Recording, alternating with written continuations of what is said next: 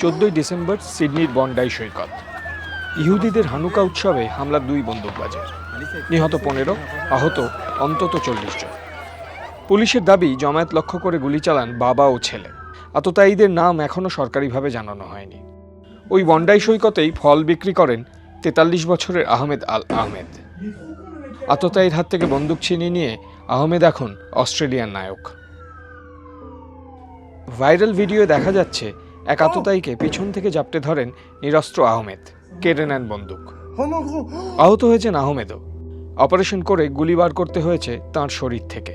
2006 সালে অস্ট্রেলিয়ায় এসেছিলেন আহমেদ। অস্ট্রেলিয়া প্রশাসনের দাবি আততায়ীদের একজন সে দেশে এসেছিলেন 1998 সালে। তার ছেলের অবশ্য জন্ম অস্ট্রেলিয়াতেই। ইহুদিদের উৎসবে হামলাকে সন্ত্রাসবাদী হানা ঘোষণা করেছে অস্ট্রেলিয়া সরকার। আহমেদের প্রশংসা করেছেন সে দেশের প্রধানমন্ত্রী আলবানিজ। তার সাহসের কথা মার্কিন প্রেসিডেন্টের মুখেও। আহমেদই এখন অস্ট্রেলিয়ান নায়ক। ফলো করুন আনন্দবাজার.com।